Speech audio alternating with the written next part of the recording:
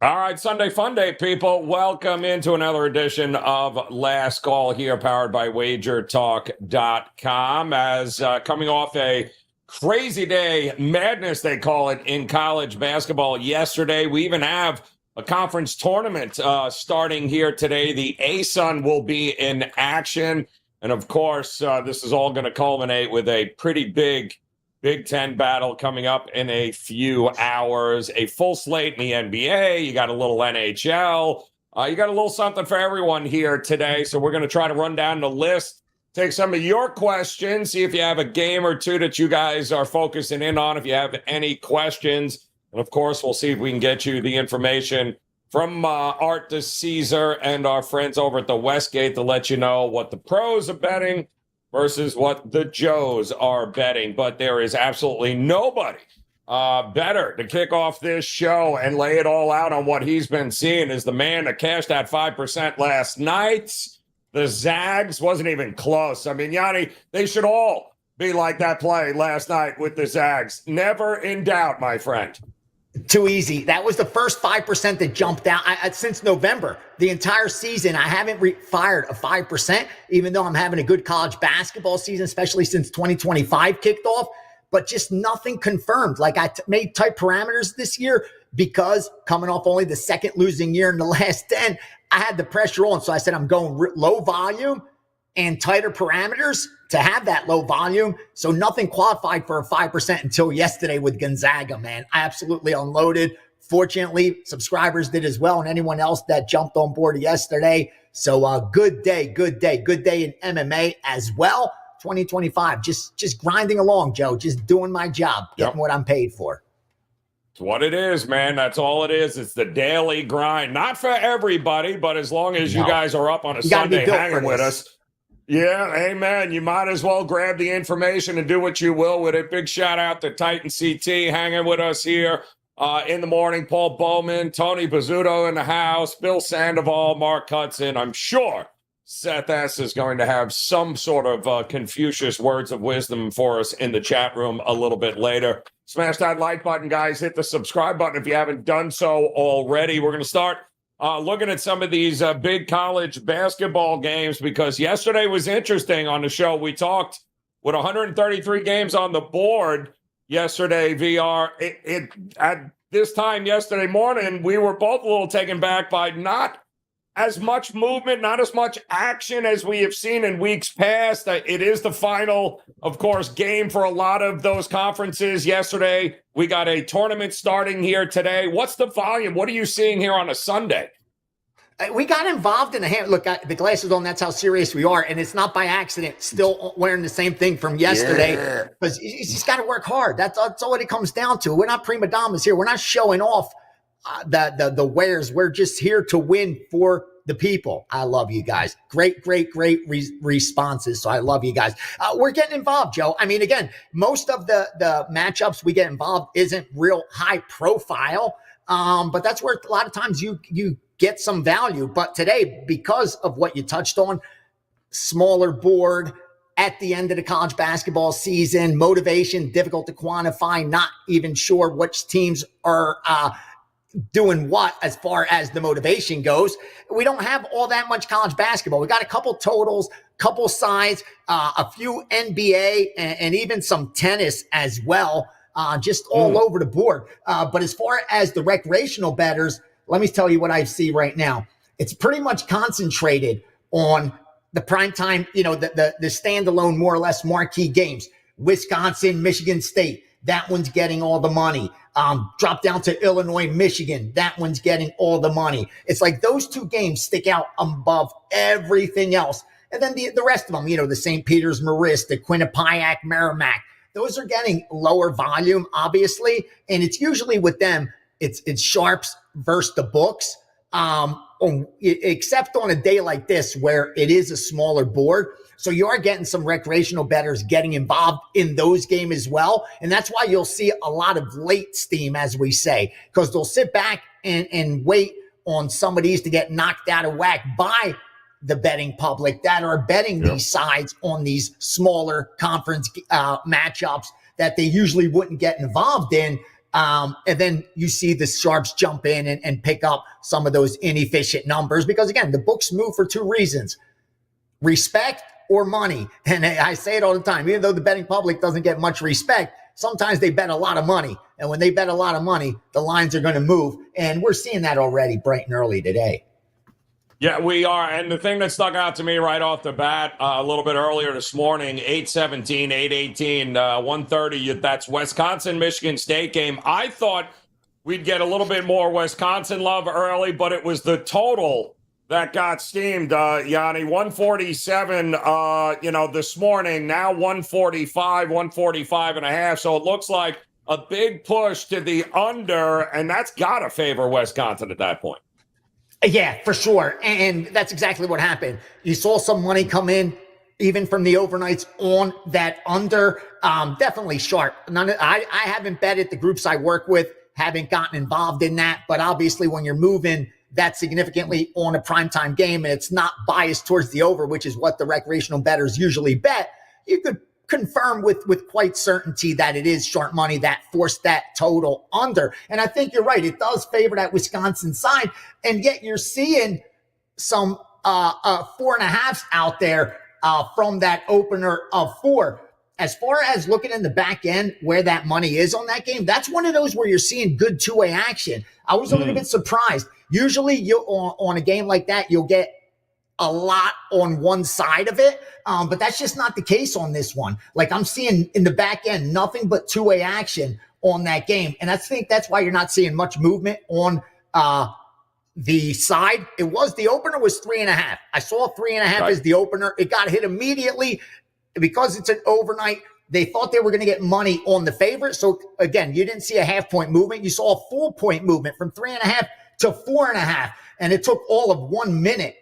When BetOnline posted it, within 1 minute, it went from 3.5 to 4.5. And that's pretty much where we sit now because, like I said, you're seeing two-way action. So unless a group jumps in and fires, which when I'm telling you there's two-way action, that's how you could confirm. If you look up at your board and you see 5 or 5.5, then rest assured, Michigan State got steamed. If you look up at your board and you see 4, 3.5, rest assured, it's Wisconsin that got steamed. And it isn't recreational bettors forcing that move like a lot of times they do in these marquee games. It will be sharp because, like I said, I'm seeing nothing but balanced action. Maybe a little bit more on Michigan State earlier. Now you're seeing a little bit more on Wisconsin. But I think when the dust settles, I think you're going to get good balance. This is the kind of game you want to book, getting 11 to 10, because you really haven't opened yourself up for a middle or anything like that. And again, end of the week, last day of the week, that's a good position for the books to be in. All right, so let me ask you about another game here that I saw also got hit pretty hard this morning. 8:19, 8:20, Northern Iowa taking on Bradley. Bradley opened up as a 3.5 point favorite. It is a revenge spot for him as Northern Iowa beat the living piss out of them there in that first game. But Bradley at home, the best 3-point shooting team in that conference, looking for a senior day. Well, I'm seeing 4.5 now. That's a big move for that game. Yeah, and here's why. Because this is a game, glad you brought this one up, where you are going to get everyone on one side and the books on an island by themselves. Because the guys I work with, we bet 3.5. We laid 3.5 on Bradley. I'll tell you what time we hit it as well. It was about 6:30 a.m. here in Vegas time. And hit the 3.5. Since then, the public's been coming in on Bradley as well. I just looked at the back end. Money, 8 out of every $10 on Bradley. Ticket count, close to 9 out of every 10 tickets on Bradley. So this is one of those where you're going to see the books versus the public and the sharps on the same exact side. Surprised we haven't seen 5s out there yet, but I think here's why. You're opening yourself up to numbers that matter in college basketball. You got a group that laid 3.5. You throw out 5 out there, you get somebody else that comes in and takes the 5. This game lands 4 or 5. They put themselves in a bad position right there to pay out some middles, especially if they moved it up even higher than that 5. So I think that's why they're steadfast staying at that 4.5, and they're going to keep booking that Bradley money until I think it just gets too overwhelming. But that one really sticks out because, like I said, 3.5 was the number we got down at. I didn't release to subscribers because it wasn't one that I had circled prior. I always go in prepared with what I like. And then if I get confirmation, I release to subscribers, but I take a percentage of the account. So obviously I want Bradley to cover that 3.5. Right. But it isn't the sharp bettors that are laying the 4.5 right now, 4s and 4.5s. It's the recreational bettors that are piling on Bradley at home. Yeah, they certainly are. We do have a big AAC battle coming up. Jack Falk, pleasure to see you. As always, as the rest of you guys, make sure you smash that like button in the chat room as you're hanging out with us. Follow us, by the way. Shout out to Instagram and TikTok. Thanks for hanging with us here on Last Call on WagerTalk.com. VR this 8:45, 8:46. Memphis UAB here. Memphis has been, I mean, listen, they're the hunted in this conference, right? Nobody has been better than them, although UAB has done a pretty good job this year. Looks like he had a preseason future on UAB to win the American. Wants to know if he should hedge a little bit with Memphis, maybe on the money line today. A short favorite. Another one of these revenge spots where Memphis handled UAB the first go around rather easily. Now senior day at home for UAB. What are you thinking? Yeah, great bet. Great bet. And you got a lot of equity, I think, built up in that. So there's no shame in ever hedging or working the middle and or trying to lock in some profit or trying to hit both at no risk. Because here's why. I live in the real world. Now, if you talk to a quant, he's going to tell you, you never give up equity. You got the books by the balls. You're getting 10-1 on, if it's a pick'em game, on a 50-50 more or less proposition. Why would you give up that equity? Why would you give up that equity? Because I live in the real world where we have to pay bills, where things are expensive. Come on, let's talk. And again, you got to live in reality, man. And sometimes when there's money on the table, free money just sitting there, you want to grab it. Here's the key that you got to do. Never have regrets about your choice, like woulda, coulda, shoulda. When the game's over, obviously you're going to know what the right thing you should have done is. It's too late then. I always tell my subscribers, listen, make your decision and stick by it. If you like the UAB side, then you let that go. You let it ride, or maybe just hedge a little bit if the money's going to matter to you. If you don't like the UAB side or you don't have an opinion on this game, then it's automatic. Why would you gamble with it? You know what to do. Lock in your profit, kick your feet up. You did your job about 4 months ago when you bet them in the future. You wanted to get in this position. So now that you're in this position, why would you not want to profit from it? I'll tell you this. So far, the money's coming in on UAB. Obviously, I think the line move's telling you that as well. But the public's betting UAB as well. So this is one where the books are going to hope you don't hit that UAB side. Again, is that a reason to hedge? I not necessarily, but I would if the money's significant or if I didn't love the UAB side at home today. If I loved UAB, then I got a 10-1 bet or whatever it is on a coin flip, which you're in a great spot. Or if the money matters, lock it in and have no regrets, my man. No shame in hedging and locking in profit. That's all bullshit. That's in the fake world, in gambling Twitter, where everybody wins 100% and same game parlays cash every day. Believe me when I tell you, in the real world, you get free money on the table. Nobody ever went broke taking a profit. That much I can promise you. Nobody on the planet ever went broke by taking a profit. So if you could take a profit, take it. You won't go broke. Yeah, you will not. And there's, like you said, free money on the table. Take it at this point because there's no more variance in any sport than college basketball on any given day. Yeah, take it while you can there. All right, a couple more college, and then I'll get your thoughts on the NBA, what you're seeing there. A couple of big games scheduled, and an early one too with Denver and Boston. But here's an interesting one. It's another one that I popped out at me this morning that was getting crushed, and it is the extra board, 306-503-6504. This is the opening round of the Atlantic Sun, and I don't know anybody not betting North Florida, apparently. I saw it at 1.5 last night, VR, and I'm seeing 3.5s popping up all over the place. looks like North Florida getting a lot of love. I don't think that's from the public, is it? No. Like I said, I share with other guys that bet for other groups. They bet the 1.5 overnight, bet the 2.5 as well early in the morning. That's why it went to as high as 4. At 4, obviously, you saw some other sharp bettors that said, wait, that's a little bit too high. To 2.5 point move in a game that's expected lower scoring than the total reflects, because that got steamed under as well. Yep.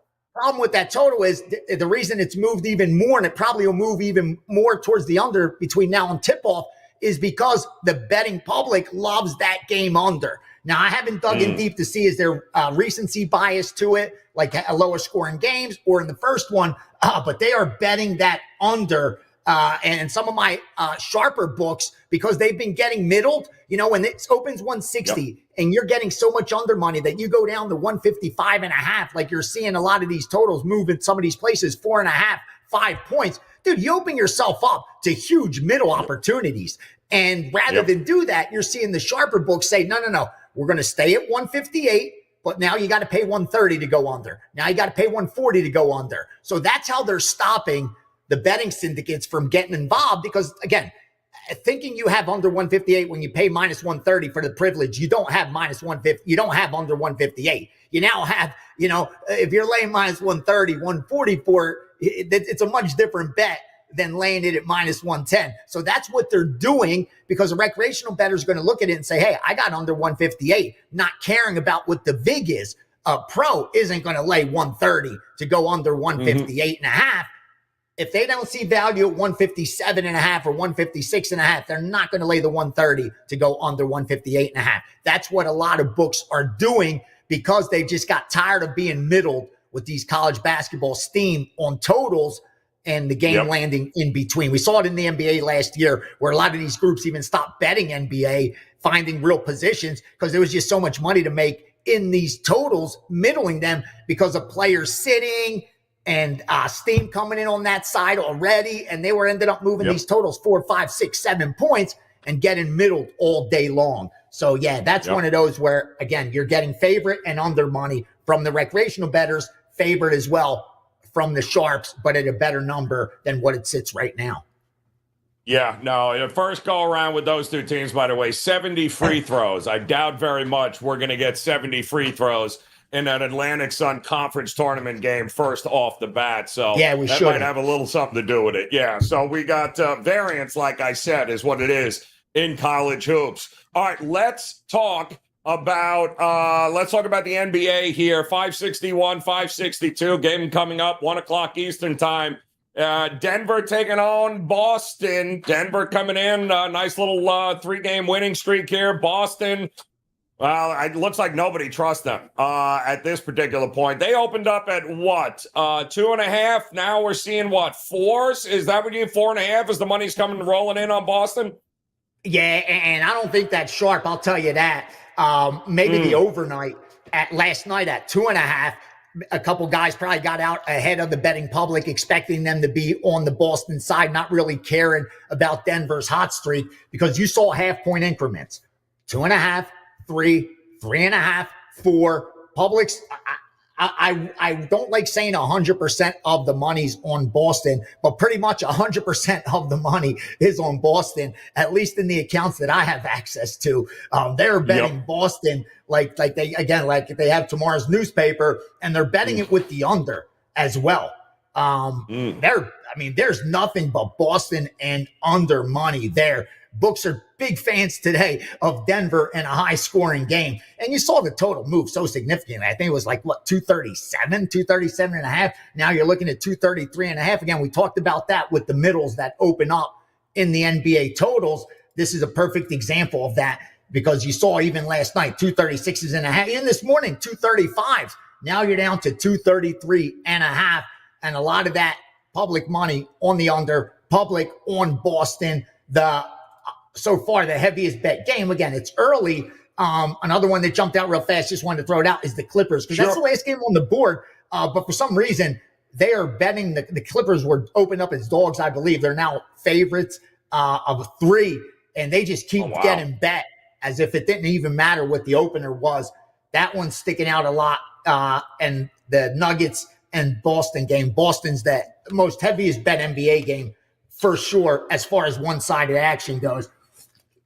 Followed by Thunder and the Heat. Thunder and the Heat. For some reason, I'm saying the Heat because that one sticks out because usually they're not on the dogs this one-sided. You're seeing like 8 out of every 10 bets, 9 out of 90% of the money is on the Heat. And I think that line's going up from the overnight on the Knicks. So it looks like sharps versus the public there. Real quickly, so I don't forget, we bet Phoenix. We laid the Phoenix Suns at -1.5 over the T-Wolves. I think that's still available. And then we also bet a total in that Knicks game. We went under, but that number's way gone. I think the overnight was 227. We got involved at 223. I think now you're looking at like 220 and a half. So I wouldn't bet it. But yeah, that's one of the totals we bet. And then we also are on Portland. We took Portland as well over Cleveland. Cleveland, I got a future on them, a real nice future. We're getting to Portland at +11.5. I think that number's still available as well. That's pretty much what's going on in NBA so far. No Jaylen Brown, or Jaylen Brown's still questionable, but no Porzingis and Holiday for the Boston Celtics, already been ruled out. Interesting enough, in the Minnesota game, Julius Randle now available back into play, and you had mentioned the Lakers and Clippers game coming up. There's that back-to-back, but it looks like LeBron and Doncic, shocker, listed as questionable for that one there. And I do not believe that Cleveland is going to have their main, I believe, well, let me just double check and make sure. But if I'm not mistaken, I saw there are some issues with the lineup today for Cleveland. So maybe not have Donovan Mitchell. Looks like he's already been ruled out against Portland. So there you go. And the market has moved pretty well there. So what do you got, Gianni, now for at your page at WagerTalk.com? What can folks expect over there? No package up yet. Again, I'm not throwing up a daily package unless I've confirmed a couple of strong plays, including like a 4%, because I know that what the daily guys are looking for. And if I don't have a big play, I don't want to act like I have a big play. Instead, I've just been grinding, Joe, and turning a profit, like I said, up already for 2025. Now, I do have a couple isolated that I should be able to confirm, and then you'll get that package up. But like I said, jump in there for the weekly, monthly, and more importantly, yearly, because the Blackjack Seminar launches next week, and anybody that bought the yearly gets that for free. Or anyone that gets the blackjack more or less gets the year for free. So that's going to launch on the following week. We're doing the first live tomorrow on Monday with a couple guys just to do the final test with actual subscribers. A handful of them I invited to join me so that next Monday we could launch the blackjack seminar. So I'm really excited for that. And jump on board, baby. It's going to be a beautiful 2025 as already we're setting the groundwork for that to happen. I saw a question for you on the way out here, Gianni, and we're getting in the information from the Westgate Superbook and Art the Season. We'll share that with you guys coming up. But with baseball season now just around the corner, I know there were some guys talking about should they or should they not when it comes to baseball futures. How do you approach the Major League Baseball season? Anything different with MLB and futures than you do with others? I bet season win totals because I trust, historically, we've done really well with these. And when you see the betting syndicates willing to lock up money in March, early March, that they're not going to get their hands on till late September, rest assured, they believe the edge is great because I could put it in Coinbase and get 4.5% on my money at zero risk. So if you're willing to lock up money this far in advance, rest assured the edge is great. But I wouldn't really dig into the win the AL, win the NL, win the World Series. Again, I'll probably bet a future like that because just to have that one team that more or less root for as a fan and action. I got some gamble in me. I'm not in this racket by accident. But I know going in, the hold is so high, I'm not going to beat that market long term. And I let my subscribers know that as well. But I do suggest getting involved on those season win totals, just because if you have a decent enough bet at that midway point, remember, they put out second half season win totals. You could set yourself up with amazing middles if you placed a decent bet early. And even late in the season, you could set yourself up with a lot of hedges. So those season win totals I absolutely love in baseball. I released 4 of them yesterday to my subscribers already. Yep. We already got involved there. 2 4% plays. I'll give you one right now. We bet over 86.5 in Arizona, over 86.5 in Arizona. And here's a 3% for you too. Over 85.5 in the Boston Red Sox. So we went over in Arizona, over in the Boston Red Sox. 2 more premiums that I gave the subscribers. We're probably getting involved in a couple more between now and when the season starts. But yeah, excited for baseball, because I say over and over again, if there's one sport, if you got the top of every betting syndicate, and you ask them, if there's only one sport you're not allowed to bet anything else, what would it be? Every single one of them would say baseball, without a doubt, just because of the opportunities, the amount of games, the data sample is so huge. That's why I say I'm excited for college basketball right now, because we have a big enough sample size of data that you can trust it. In 2 weeks of baseball, you put in a whole NFL season. So by the midway point, you put in 5, 6, 7 NFL seasons. You could start to trust those numbers. And that's why, coupled with the every day and the books having only a couple hours to put up lines for the next day, the advantages are so great. That's why the limits are smaller in baseball than pretty much any other sport. There's a reason for that. If they don't want to book a big bet, they don't think their edge is that great. So yeah, I'm excited for baseball. I had a losing year last year, which is a rarity, but real excited for this one. Well, we've had to go through a couple of different rule changes over the last couple of years in Major League Baseball, kind of changed the dynamic a little bit, but I'm with you. I'm shocked the public doesn't get more involved in Major League Baseball outside of betting the Dodgers and the Yankees, Yanni. Dude, I'm so glad you said that. Not to go long, is in Detroit. Joe, I'm so glad you said that, because I worked with the best baseball group, poker guys for a long time. And then over the last 4 or 5 years, I wasn't working with them. I finally hooked back up with them. And I asked him, how'd you do last year? Because I had a losing season with the guys I was working with. And he said, dude, we crushed it. We came up 40 units ahead, but in the first half.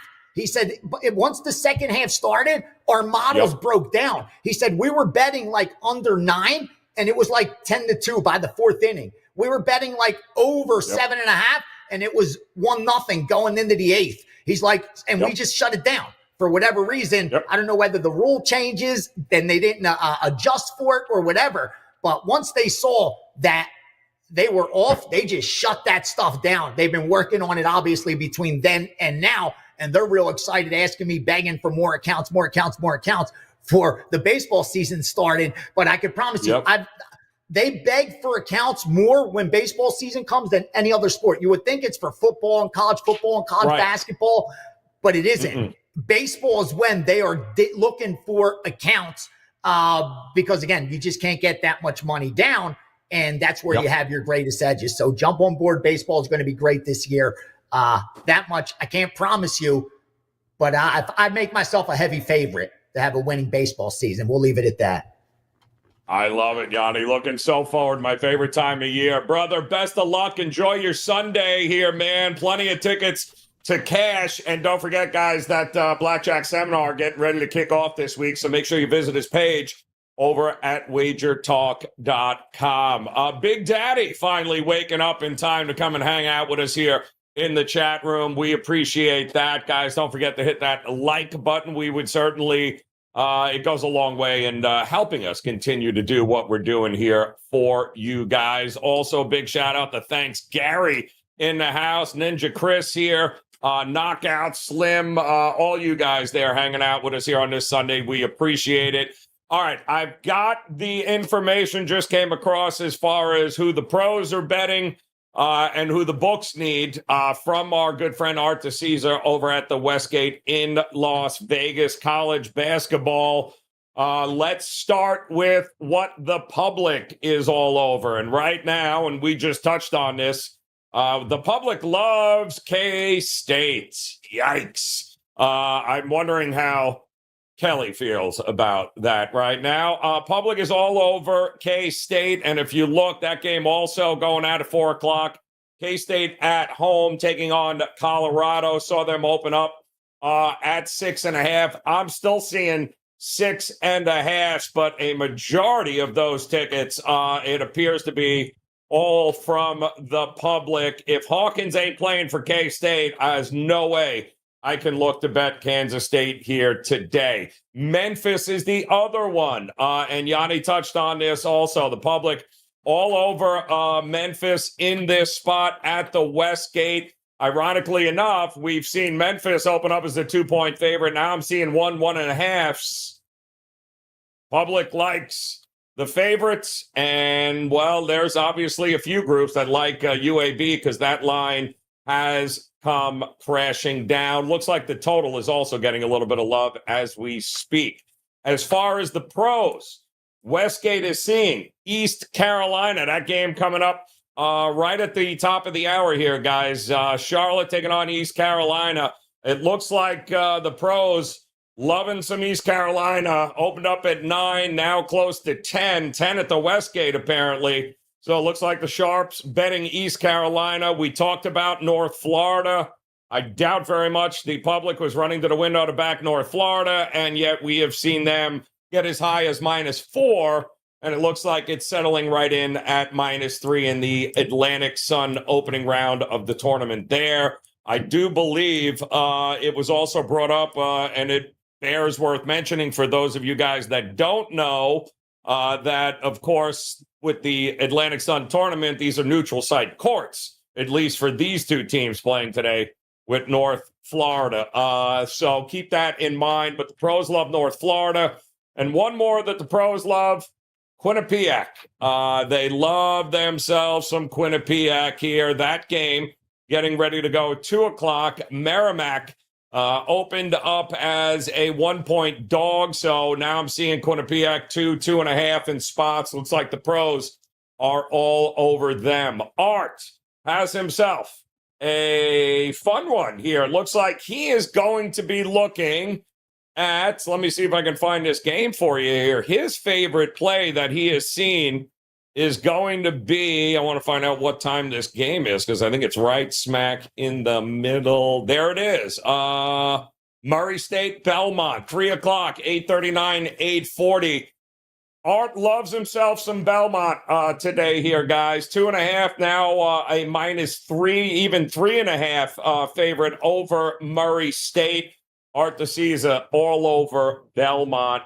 And there you have it, guys. A little bit of pros, a little bit of Joes, a little something for everybody. But ultimately, some interesting college basketball games. Plenty of NBA action getting ready to take center stage, including Denver at Boston. Denver has won 3 in a row against the Celtics. Will they make it a 4th?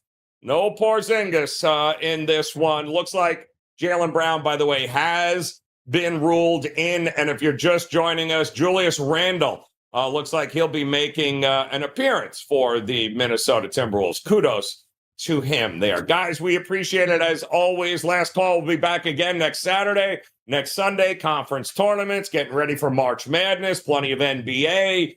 We appreciate the time. Smash that like button as always. Hit that subscribe button or follow button if you're new to us here at WagerTalk TV. But ultimately, enjoy your damn Sunday. Make it a profitable one, guys, and we'll see you during the week here on WagerTalk TV. Good luck. We'll see you soon.